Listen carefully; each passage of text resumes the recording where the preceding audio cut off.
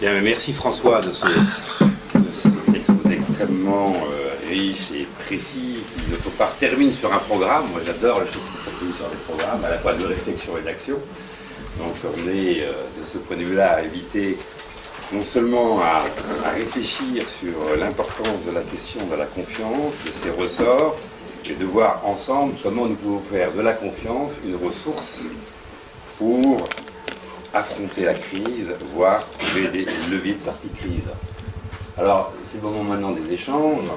Donc, mon rôle est de vous inviter à réagir, à donner votre, comme ça, à la fois votre sentiment, à poser des questions, pas forcément poser des questions, aussi donner un point de vue. Pas simplement un jeu de discussion avec François, mais une discussion entre nous. Voilà, sentez-vous libre de prendre la parole. On a un bon moment devant nous, puisque tu as été extrêmement scrupuleux sur le temps. Bravo. C'est l'essentiel de ce que j'ai respecté. Voilà. Très bien respecté.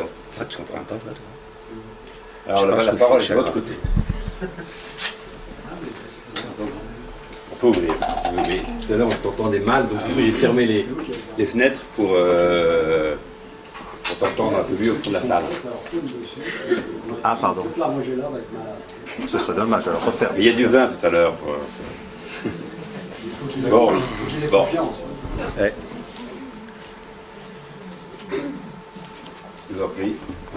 Bonjour. Donc, alors, on parle un tout petit peu plus fort, parce que malheureusement, les voix portent pas. Et par ailleurs, présentez-vous, puisque tout le monde ne connaît pas tout le monde. Donc, Benoît Falk, je suis directeur régional de BPI, qui est une société de conseil en ressources humaines.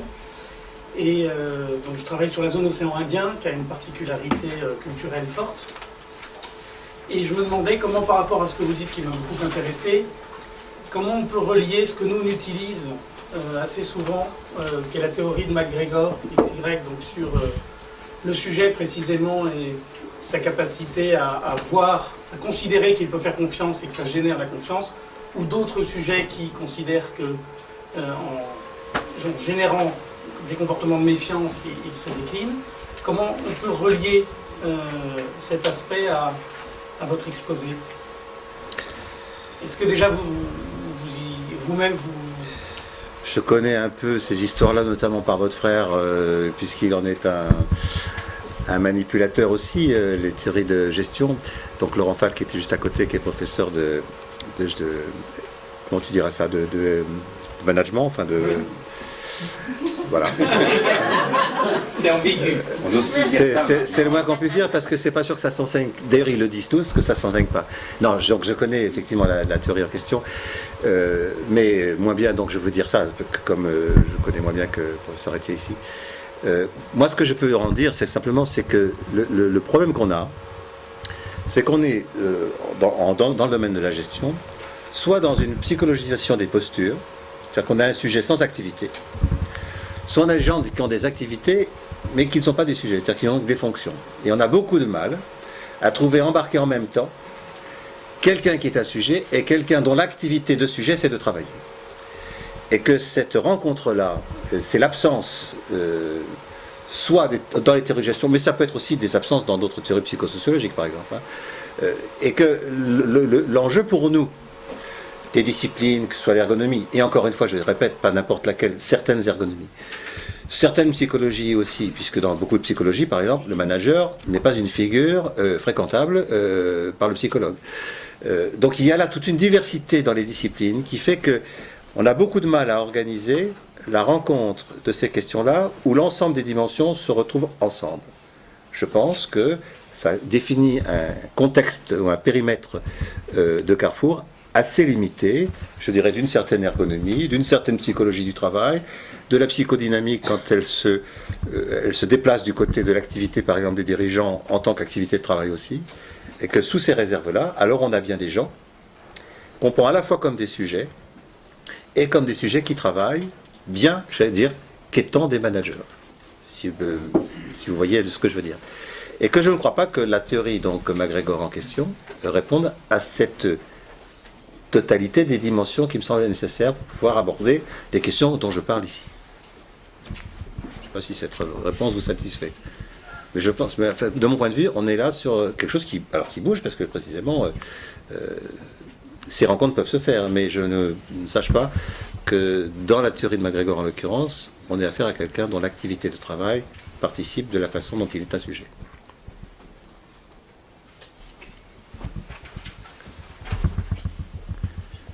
Je vous en prie.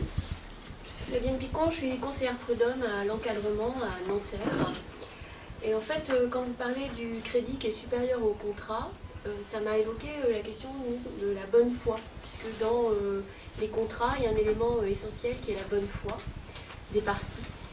Avec toute la problématique qu'on a, nous, en tant que juges, c'est d'évaluer cette bonne foi, puisque là, on est quand même dans la subjectivité. Et quand vous avez parlé toujours dans la subjectivité et la vulnérabilité, on a beaucoup d'affaires qui arrivent pour insuffisance professionnelle.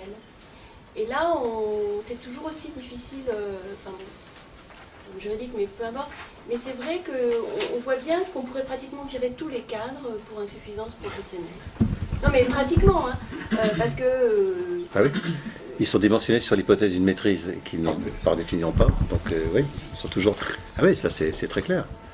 Je suis d'accord avec vous. Voilà. Et donc c'est vrai que voilà, moi j'ai relayé ce que vous avez dit à ce que je connais, ce que j'expérimente par rapport à ces questions sur lesquelles on bute en tant que juge d'évaluer cette subjectivité. Puisque bon, quand on arrive au prud'homme, on est dans la situation d'échec, hein, bien sûr. Ça n'appelle pas forcément une réponse, mais deux choses quand même, pour moi.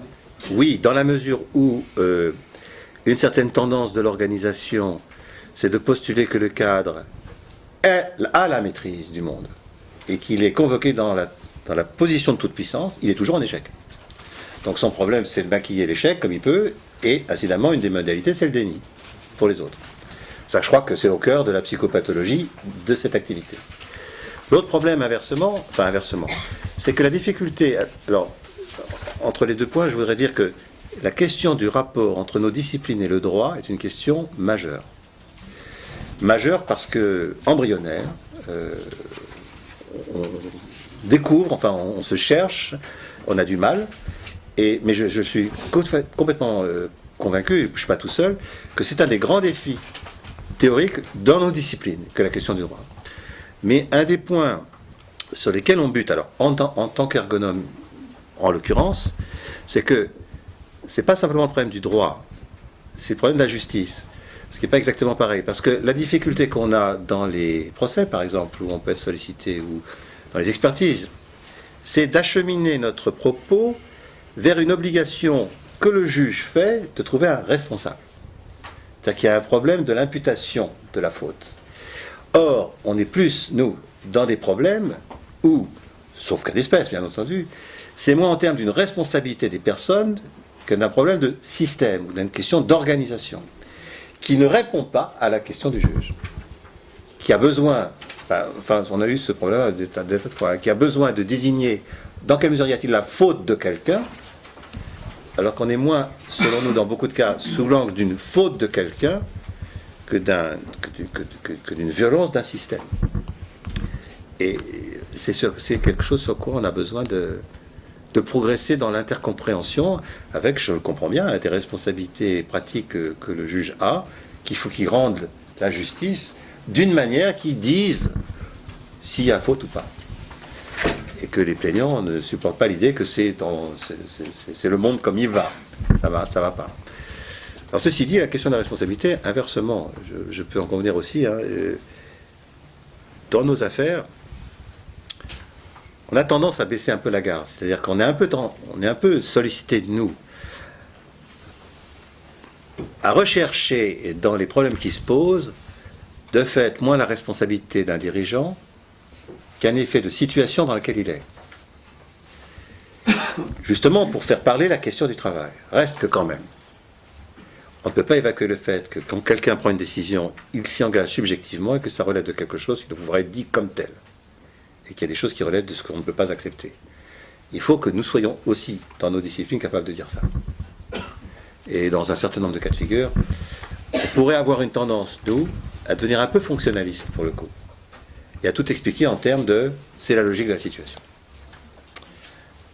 Voilà, autrement dit, je me mets dans les deux cas de figure. D'un côté, dans la position d'un reproche possible vers le juriste à qui je dis, attendez, c'est pas en termes de responsabilité que ça se pose. Et en même temps, je pense qu'on ne peut pas complètement fermer cette voie-là de l'autre côté.